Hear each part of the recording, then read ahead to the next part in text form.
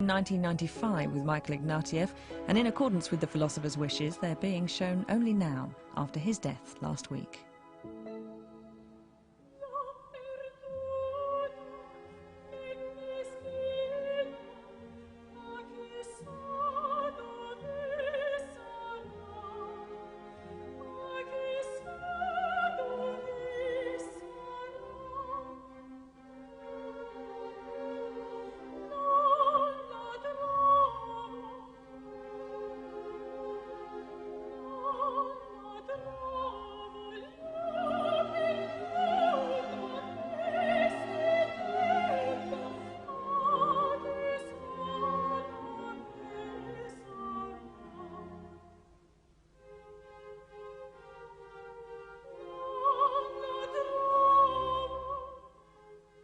I saw a man, pale man, struggling with a lot of people who obviously dragged him down from some top of a house from which he was presumably sniping, and obviously leading him to a very disagreeable fate. And to see a single man struggling with a lot of people dragging him towards obviously his death is something which remained with me forever. It gave me a distaste for terrorism or violence, which remains with me to this day, no matter where it comes from, no matter how justified it might be thought to be. As a boy of 7, Isaiah Berlin witnessed the Russian Revolution. Arguably the greatest liberal political philosopher of the 20th century, he was also present at some of the century's turning points and met many of its greatest figures: Wittgenstein, Virginia Woolf, Eisenstein, Churchill, and Kennedy. He once wrote, "A fox knows many things, but a hedgehog knows one big thing." He was a hedgehog, all his work a defense of liberty, a plea on behalf of that frightened face in the crowd. Berlin belonged to the generation of British thinkers and broadcasters who became household names in the 1950s and 60s, A.J.P. Taylor, A.J. Ayer, and Hugh Trevor Roper. But unlike these others, he was an émigré intellectual, both a quintessentially English member of the intellectual establishment and an outsider, his preoccupations rooted in his childhood years as a Jew growing up in the former Russian Empire. He was born in 1909 in Riga, in Latvia, then a province of the Russian Empire. The only child of a wealthy timber merchant, he and his family belonged to the uppermost reaches of the Jewish bourgeoisie. They'd long since left the cultural world of the Jewish ghetto, and they were thoroughly assimilated. The Berlins lived in an Art Nouveau-style apartment building in one of the most fashionable streets in Riga. As a child, young Isaiah was taken for walks in a nearby park where veterans of the Crimean War sat and took the sun. He remained in temperament and culture a Russian Jew of the last century, the last great Jewish intellectual of Tsarist Russia. In 1916, the Berlins fled advancing German armies and moved to Petrograd, later to become Leningrad, and now St. Petersburg.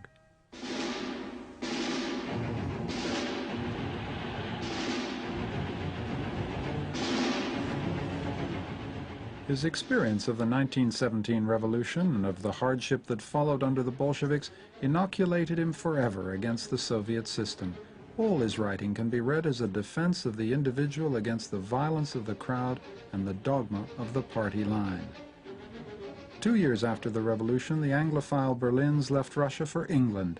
Two central elements of the young Isaiah's identity, Russian and Jewish, were in place. Now a third crucial element was to be added: his Englishness.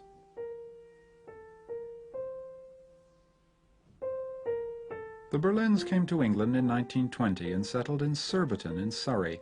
Isaiah's love of England was colored by the moment when he first encountered it. It was the England of Kipling, King George, the gold standard, and empire.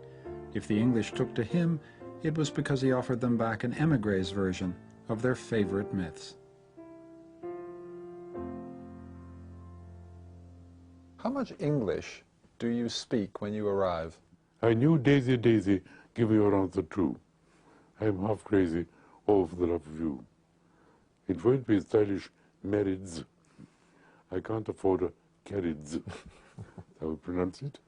but you look sweet upon the seat of a bicycle made for two. That I knew by heart. I knew the word bicycle, therefore. I knew about 40 other English words.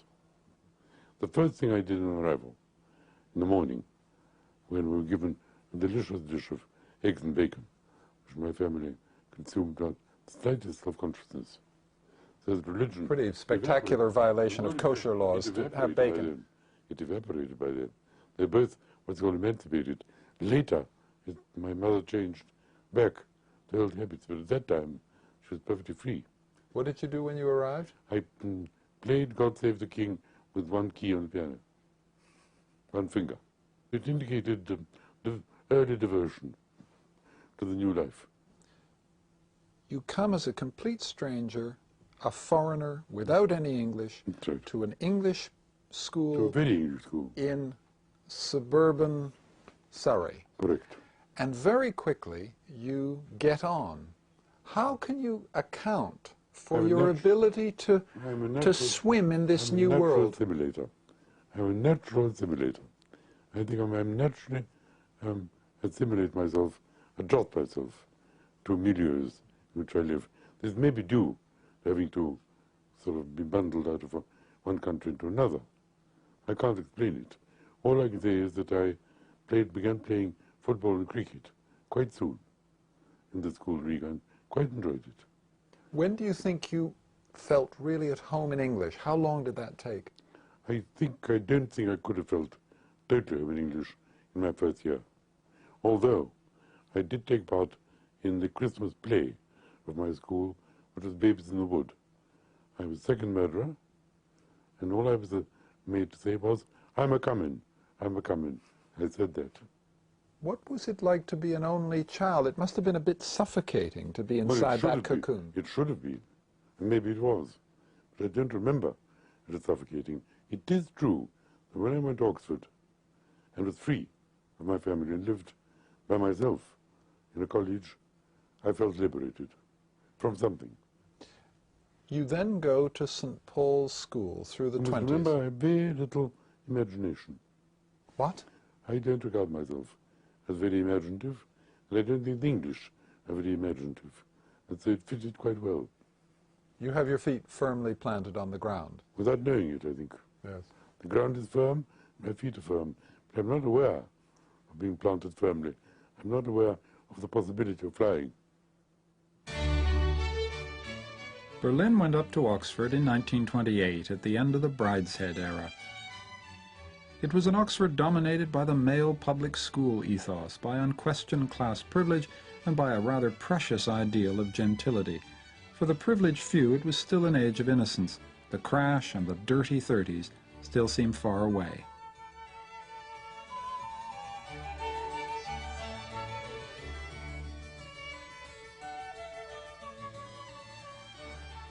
The image one has of Oxford is very much set by Brideshead Revisited. It's a kind of fabled world. Now, what exactly is this Oxford that you come up to in 1928? Give me a sense of the atmosphere.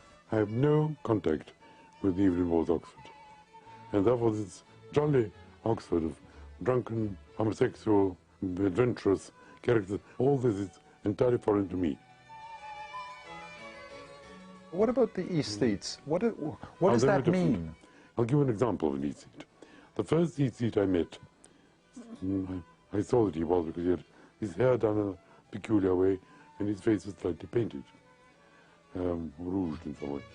I said to him, what is your name? My name is Francois Capel. His name is Frank Curtis. He's son of a colonel in Malta. I said to him, what college are you at? He said, my dear, I simply can't remember. What about the Hearties? And they hated these seats, and these seats feared them. And from time to time, they set upon these seats and beat them up. And these seats, as a form of self-protection, you sometimes require levity chains, which wound round your arm with a knob. Once you unwound it, it became a defensive weapon of considerable effectiveness. The aesthete-Hearty distinction and that world really disappears after 31, after the crash. That is And then so. Oxford, the whole undergraduate milieu changes greatly in the 30s. Can you describe what that change is? Yes, I can tell you. The reason for this is this. In order to be in, you have to have rather expensive clothes. You count on having £400 a year for life. Well, that's what your parents will give you. There were no East seats from grammar schools.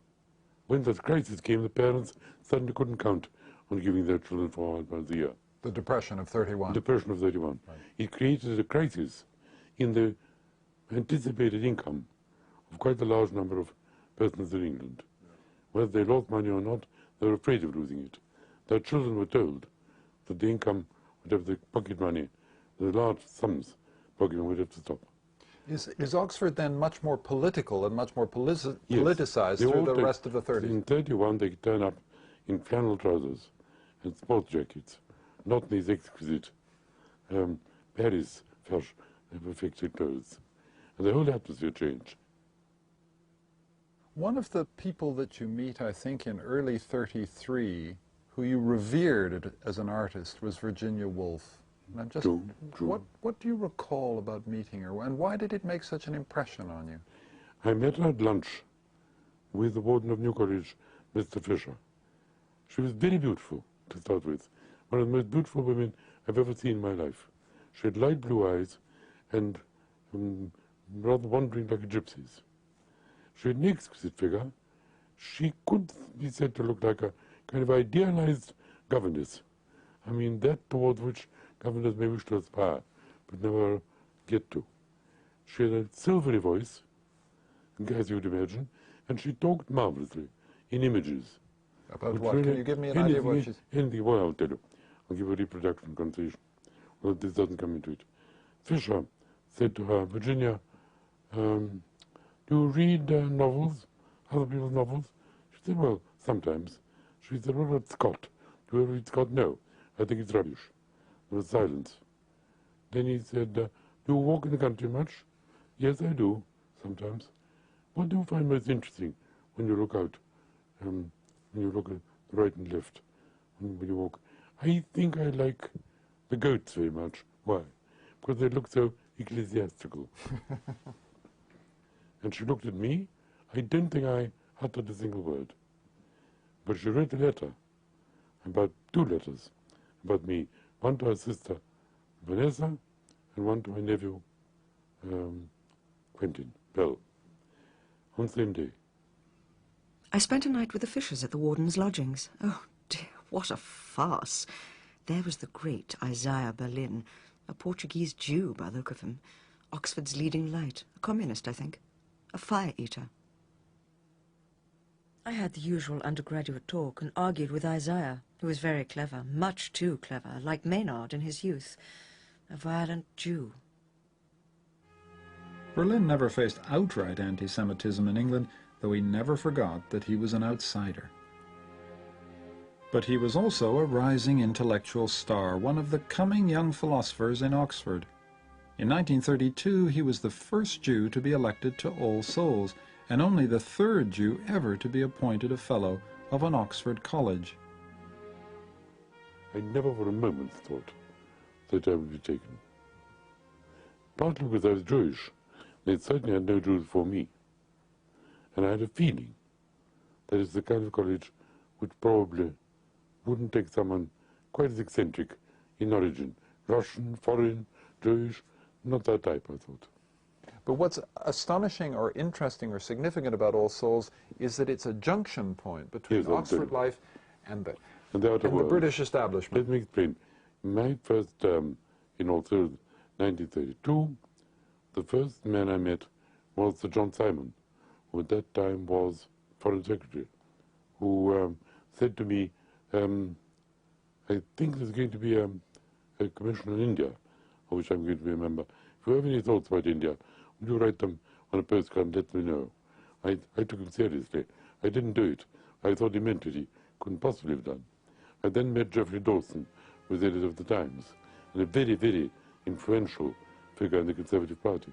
So you're barely in your early 20s, and you meet at one fell swoop through All Souls the key figures of the British establishment, the political life in the 30s. If you were in those in the 30s, you could discover very easily how England was run, who were the important people, because these people came to the old school and talked freely, and they brought guests with them of equal importance. And in the evenings, people sat round a fire and had arguments. The junior fellows, senior fellows, the Londoners, non-Londoners, it was full of political life. The resolution reads that this House will in no circumstances fight for its king and country. Those in favour, please signify. In the darkening political climate of the late 30s, Britain was divided over how to deal with the growing threat from Hitler and Mussolini. Many of the leading appeasers, Sir John Simon, Lord Halifax, and Geoffrey Dawson, were fellows of All Souls, and they'd come down to Oxford at weekends and defend the policy of making a deal with the dictators against their young critics, including Berlin. What these people above all thought about was the Soviet Union, and they feared communism more than anything else. And they thought that Hitler, though rather awful, and the Nazis, though rather awful, were a shield against Russia, which was worse, more dangerous to the British Empire and to them. Let me tell you a story which you won't hear from anyone else. Sir John Simon was Foreign Secretary in 1935. During the Italian-Abyssinian War, we, the young fauve Of All Souls, gathered around him and said, why don't you impose oil sanctions on Italy, which was then talk. Sanctions were imposed, but not oil sanctions, because that might have crippled. He said, you young people want me to impose oil sanctions on Italy. Supposing I do, Mussolini may fall. And then what? Communism? That story never got out of school.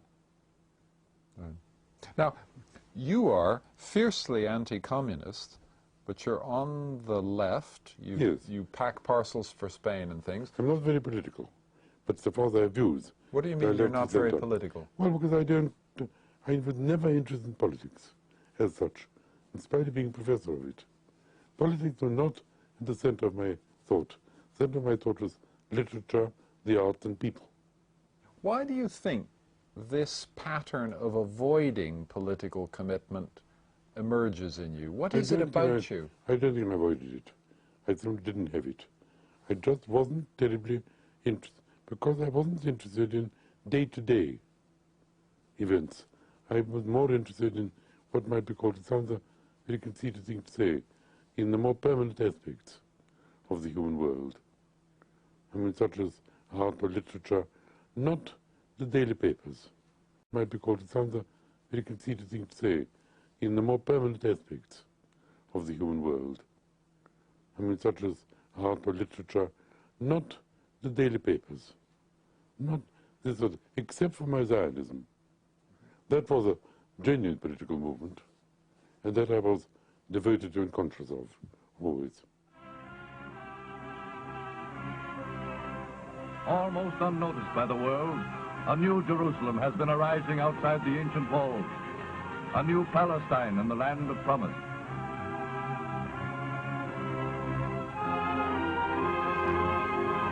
Over an area of some 500 square miles, Jews from all over the world have been bringing about a miracle in the desert. As a Jew, Berlin opposed appeasement, but his attitude to his own Jewishness was complicated. He was both thoroughly assimilated into English life and a lifelong Zionist, devoted to the establishment of a Jewish state in Palestine. His own roots were now in England, but he never forgot what it was to feel homeless, to be without a state of your own. This insight made him the only liberal philosopher of the 20th century with sympathy for the longings and passions of nationalism. When did you first go to Palestine? 1934. And what impression did it make on you? Did you feel that here you were in a place where Jews were at home? I was deeply moved, deeply moved. When we entered a train from, I think, Kantara east which was the east side of the Suez Canal, to Jerusalem.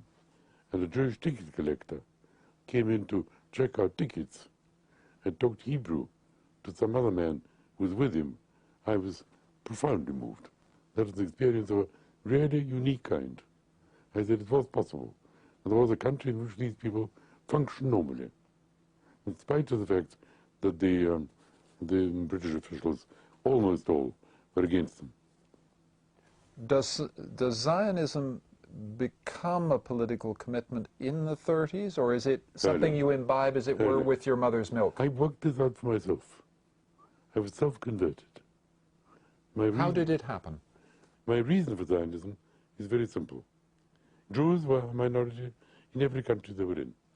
I didn't know of a single Jew, or could imagine a single Jew, with certain exceptions, who weren't somewhere inside themselves, whether baptized or not, somewhat uneasy. A tiny bit, there was a tiny bubble of uneasiness about how do they look on us? What do they think of us? How are we behaving ourselves? Weizmann said a wonderful thing to the Peel Commission, which bears this out. An Irishman threw a pistol at the feet of a horse on which was seated our then King Edward VIII. The horse didn't bolt, the pistol didn't go off, nothing happened. Irishman was dragged away by the police, and just an episode described in the papers. Weizmann said, when this happened, the Irish in London did not feel nervous. Supposing it had been a Jew, there's not a Jew in England who wouldn't have trembled. Other minorities can go back to their own countries if they don't like it. Jews had no country to go. Therefore, there had to be somewhere where this was not felt, where they felt naturally at home. They might produce thieves, murderers, rapists, anything you like, but not this particular kind of uneasiness, which penetrates everything. Back in Oxford, Berlin joined a small group of young Turks who wanted to bring the rigor of science to philosophy. This movement, called logical positivism, began in Vienna and was associated with the early work of Wittgenstein. Still only in his 20s, Berlin was soon testing his wits against the toughest and brightest young philosophers of his day, A.J. Ayer, Stuart Hampshire, and the redoubtable J.L. Austin. Austin opened by inviting me to expound a thesis. I selected C.I. Lewis's doctrine of specific, sensible characteristics and said what I thought. Austin glared at me sternly and said, "Would you mind saying that again?" I did so. "It seems to me," said Austin, speaking slowly, "that what you have just said is complete nonsense." 1935, 36, 37, there begin to be in your rooms at All Souls a series of meetings involving A.J. Ayer, John Austin, yourself, Stuart Hampshire, a number of other key figures. One other, two others. And what's occurring turns out to be a revolution in British philosophy. Can you describe what happened in those meetings and why they're so important? Well, Freddie Ayer wrote his book on logical positivism in, I think, 35. And we all read it with great enthusiasm. I read his manuscript, made some rejections, to accept it. He put in quite a nice footnote with my help. But that was a liberating. I never believed in logical positivism. But it was a liberating influence. Why liberating? Because it swept away a lot of cobweb-like metaphysics. One didn't have to read Hegel. One didn't want to read anyway. One didn't have to read reams of continental philosophy, which seemed like some kind of secularized religion. One didn't have to read Heidegger. One didn't have to read any of these other people. Things were clear and precise and totally honest. You knew what you believed. You knew how to verify these propositions. You knew what the world was like, how to talk about it. Hugely liberating effect. We were destroying in order to create. The dust which we swept away will not easily settle again. I believe that we set a standard of honesty and rigor which will always provide a barrier to the charlatans, windbags, and apostles of unreason whom philosophy fatally attracts. Then I met Austin, who was elected All Souls a year after me. He was principally interested in meaning. And he thought, on the whole, that only by examining the way we use words could we tell what exactly it was we were meaning or describing. This couldn't be done by formulae. And that was genuinely homegrown. Then Wittgenstein's philosophical investigations, which nobody read till after the war, bore a certain resemblance to what Rousseau was talking about, but he didn't get it from him. Right. Did you ever meet Wittgenstein, and if so, what happened? Only once. That was in Cambridge. I have read the year 1940. In Oxford, you could see that even philosophers had rather sad expressions on their faces because we were doing very badly in the war.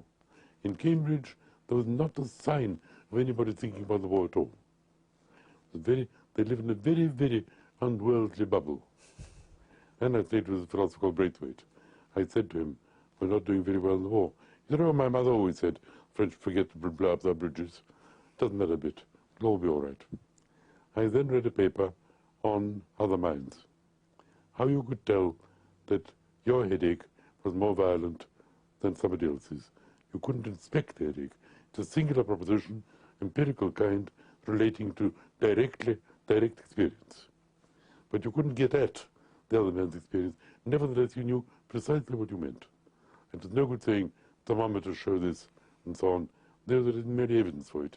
My pain is greater than yours. My pain today is greater than it was yesterday, I could remember. But my pain is greater than yours today meant some kind of mysterious telepathy had to occur, which wasn't available. That's what the subject of my paper was.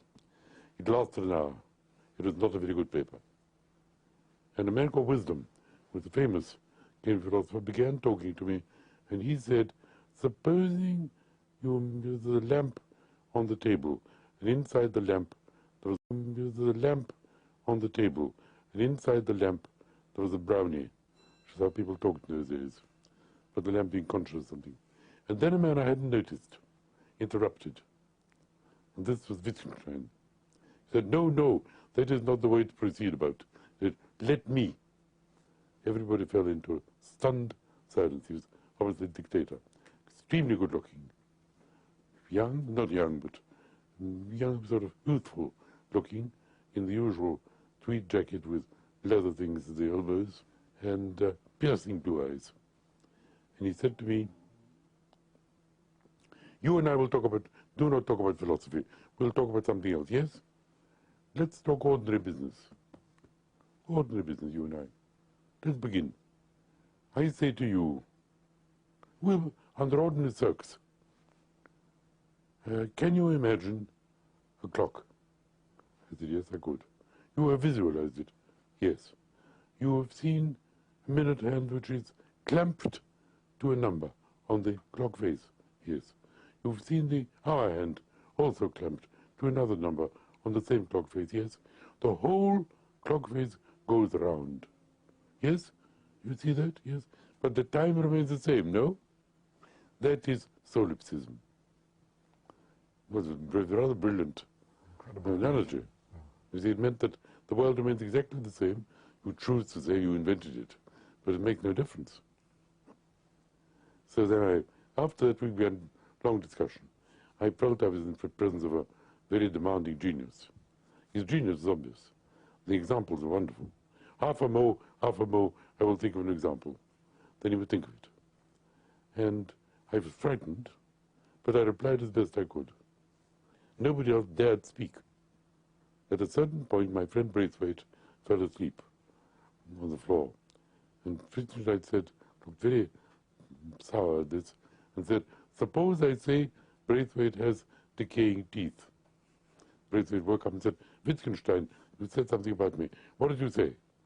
I said, supposing I say Braithwaite has decaying teeth. You could see Braithwaite thinking, should I take this up? Not take it up. Fell asleep again. Let it go. At the end, he got up, shook me by the hand, said, very interesting discussion. Thank you very much. And followed by acolytes. People said, wonderful. He doesn't usually say that, you know. He obviously thinks very well of you. Splendid. And I realized exactly what he thought of me. He thought that philosophically I was rather primitive. I had not been well taught. But morally, I was okay. I didn't try and shine. I didn't try and win. I didn't behave like Freddie Eyre. I didn't try and sort of outdo him. I didn't try and catch him out in something, or maybe sort of try and find out something which he hadn't said. But exactly, I made honest answers as best I could. I was an honest seeker of the truth, and replied quite sincerely. It was also in Cambridge at this time that he met the legendary economist John Maynard Keynes. The first time I met Keynes was in King's College, Cambridge. I was going to read a paper, philosophical paper, to the Moral Sciences Club. I was asked to dinner by Braithwaite, who was a fellow of King's, my host. He didn't put me next to himself. He put Keynes on my right and a mathematician on my left. Keynes turned to me at some point and said, "And what are you doing here?" I said, "I'm reading a paper." "To whom, may I ask?" "Moral Sciences Club." "What is it about?" Sounded awful. I said, "Pleasure." Sounded idiotic. There was a silence, and he said, "We've just eaten creme garbure," which is the name of the soup. Just as good a subject, don't you think? I felt rather put down. Then on my other side was the mathematician. So in despair, after Keynes's first boutade, I said something to him. He remained silent for, it seemed to me, about 5 minutes. Then turned back to me and said, "I do not agree with what you've just said," and fell into further silence. I must say, it wasn't a very happy dinner for me. Snubbed by both my neighbors. I next met Keynes in Washington, at dinner with Lord Halifax. This is 1944, on the eve of the re-election, fourth re-election of President Roosevelt.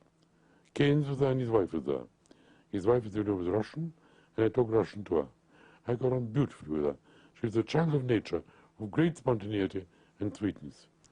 We then sat down to dinner, and Halifax said to him, "Lord Keynes," she was then, "I know you are not a Conservative.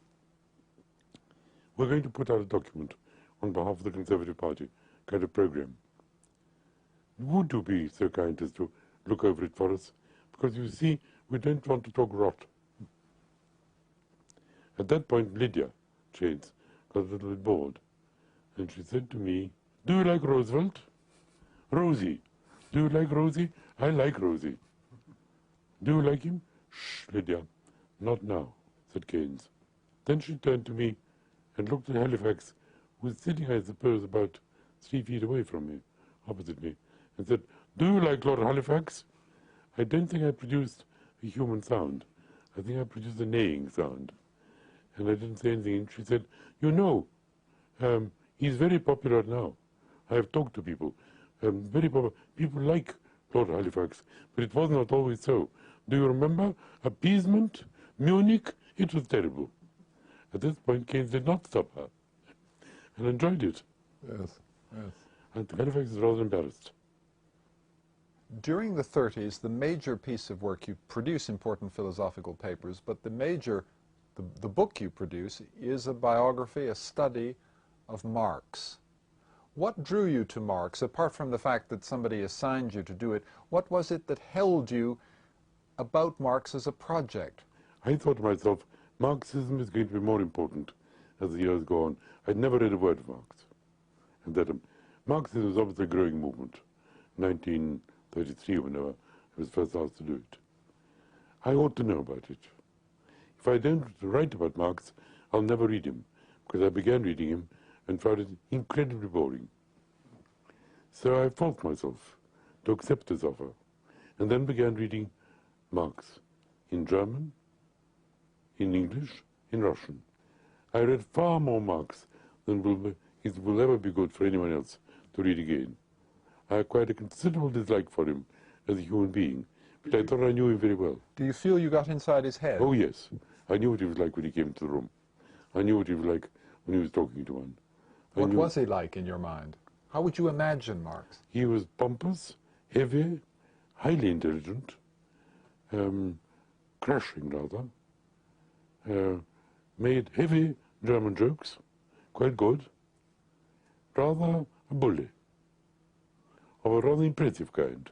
You felt in the presence of an intellectually powerful figure. who wanted to dictate to one, didn't terribly want to know what one thought, wanted you to know what he thought. Now, the thing about the Marx book is that you produce a biography in which you get inside the head of someone who's as unlike you as it's possible to be. I'm sure. Now, how is it that you have this capacity to get inside the heads? Because I'm interested in people, that's all. There was a German poet in New Zealand during the war who was asked what kind of landscapes do you like best. He said, human beings are my landscape. It's entirely true of me. By 1940, Berlin was 30, a legend in Oxford circles, but unknown to the outside world. A young philosophy don, he'd only published a couple of articles and one book on Marx. The war transformed him. In 1940, he went to America, where he spent the rest of the war. He compiled a confidential weekly report on U.S. politics and public opinion, for the cabinet in London. The timing was crucial. America was becoming the dominant world power, and Berlin made important friends, people who were later to become the architects of the post-war world. The war took Berlin out of the cloister into the great world of statesmen and power, and although he went back to Oxford after the war was over, emotionally he never really returned. You arrive in New York in 1941, early 41, and your job is essentially to engage in propaganda that will get the Americans into the war. It wasn't called that, and we were never told to do it. But that's what you were doing. That's what we were doing. Right. It was called British Information Services, BIS. The theory was that if anyone wanted to know anything about Britain at war, we could supply the information. The information we supplied was supplied to us by the Ministry of Information, and was therefore not the whole truth, naturally and rightly.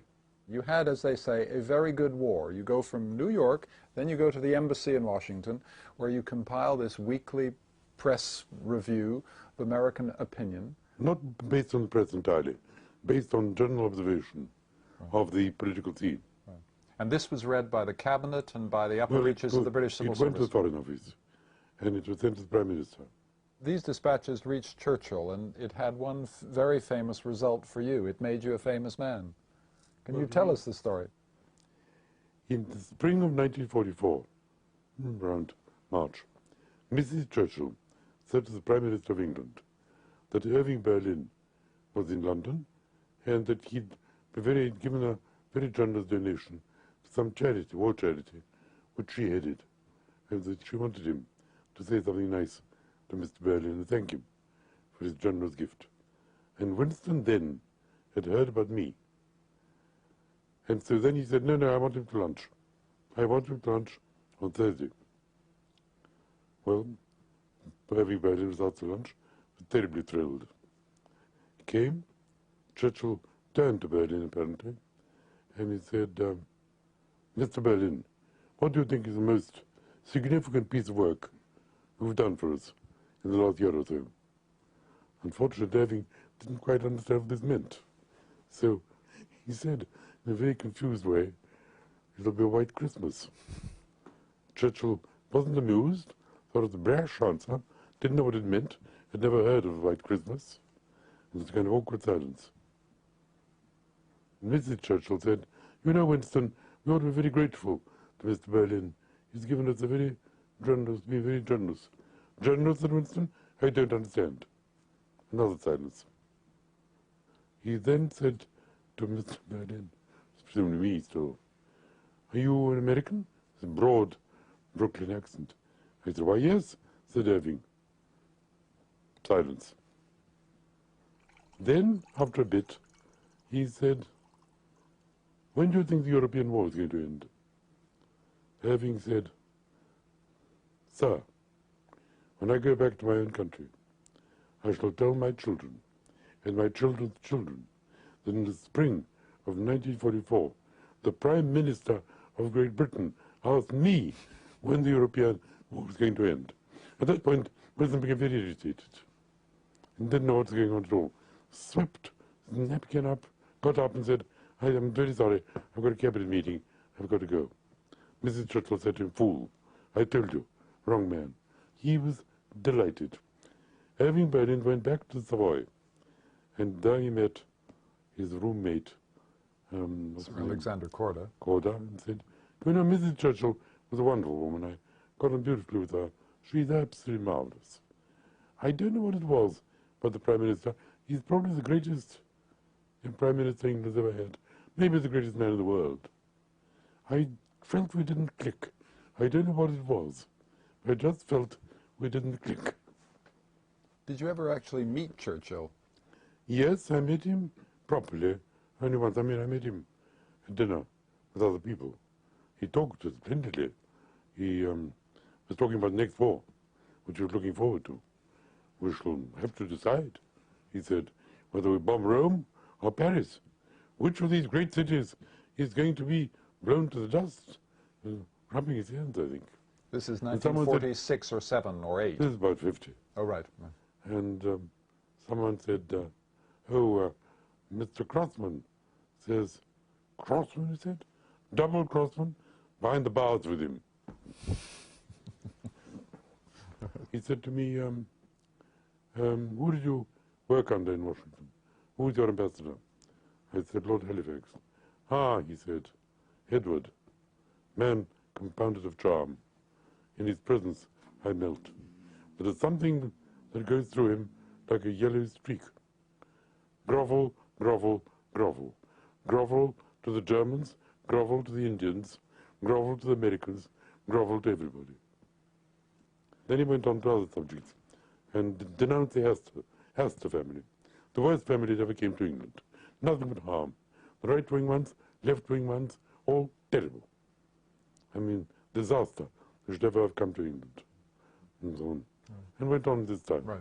They should be hanged near his tree. He then began singing about somebody being hanged for the mulberry tree. So we had a jolly lunch. Der Stadtrand von Riga ist in deutscher Hand.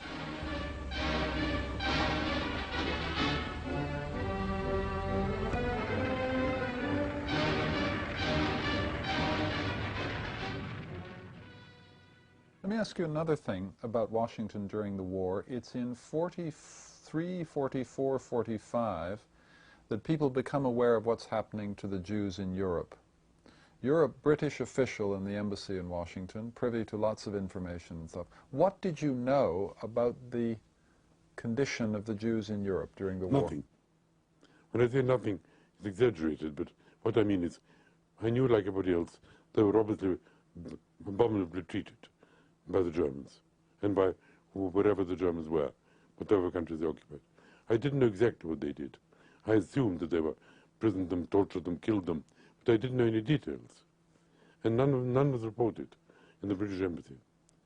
If you lived in the British Embassy circles, I did, quite comfortably, you did not hear about this, largely because the Foreign Office tended to keep it down.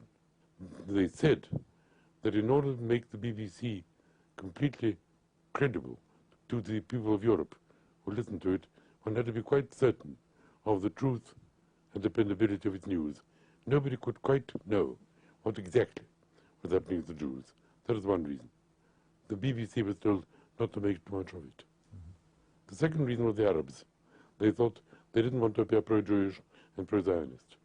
But you must have, as a British official, met Zionist leaders in Washington during the war. Didn't they tell you anything about what was happening to the Jewish people? They did not. And I cannot tell you why. I learned about the gas chambers, I would say about, it's shaming to me, about January 45, and not before. There was nothing about the American press that I saw. There probably was on page 23 of the Times. No fuss was made about it. I saw that there were demonstrations by Jews who said the trains taking people to the camps ought to be bombed. But nothing was said about the fact that extermination was going on in the camps. The camps were concentration camps. Horrors happened. The idea of mass slaughter and gas chambers, I think other people knew much more than I did. As you know, the first news came at the end of 42. There was a German officer who got to Geneva and told the Zionist official in Geneva but what was happening. So it was known. And it's official in Geneva, but what was happening. So it was known as early as 42, but you don't. 43, I was ahead of 43. You don't really Maybe know late until 42. January 45. But I was alone in that. I think everybody else knew more. I mean, that's very ashamed. Somehow, if you were to the British Embassy, he did not mention. Nobody there ever said one word about it. Now, you had left behind in Riga significant members of your family. Yes. What happened to them in the course of the war? They were killed. There were a lot. When?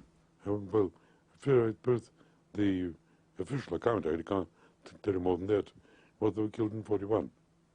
That's when the Germans occupied Latvia. And who were these relatives? Well, I have two grandfathers. My grandmothers were dead. My two grandfathers were alive. One was blind, aged about 85. The other may have been 81. They were certainly killed. My grandfather's brother, who was head of the Jewish community in Riga, he was killed. His three daughters were killed. No, one died of cancer. Was fortunate enough to have cancer just before. Two daughters were killed. Their husbands, whom I never knew, were killed. My uncle, my mother's brother, was tortured, not just killed. He took some part in resistance and killed. And when did you find out this news? At the end, long after the war. I did not know it during the war, nor immediately after. Nor did my parents know anything about this. One of the things that always puzzles me about your work is that there is a lifelong reckoning with communism and Soviet totalitarianism. But to my knowledge, there's no sustained piece of writing whatever about the extermination of the Jews and fascism and that whole abomination. I mean, it's something to which I have a sense you've just said, I don't want to write about it. No, I couldn't write about it during the war because I knew nothing of it. I mean afterwards. Afterwards, I didn't write about that sort of thing. There was no point writing about it. I thought the phenomenon of fascism, as far as I was concerned, was perfectly simple. It was absolute evil. Everyone knew it to be. There was nothing in particular that I could say that 2,000 people hadn't already said, whether better or not. It didn't occur to me whether I had no opportunity of denouncing something which everybody in the world was denouncing. If you had asked me questions, I would have said what I felt, of course, bitter indignation. There is a silence about the Holocaust in his work, but also a subterranean preoccupation which runs through his writing for the next 40 years. The fate of his people, from 1917 to the Holocaust, framed his innermost convictions. His is the darkest version of modern liberalism, the one most haunted by our potential for evil and by our fatal longing for utopias which end in slaughter. The division of mankind into two groups, men proper and some other lower order of beings, inferior races, inferior cultures, subhuman creatures, nations or classes condemned by history, is something new in human history. This new attitude permits men to look on many millions of their fellow men as not quite human, to slaughter them without a qualm of conscience, without the need to try to save them or warn them. How have men reached such a pass?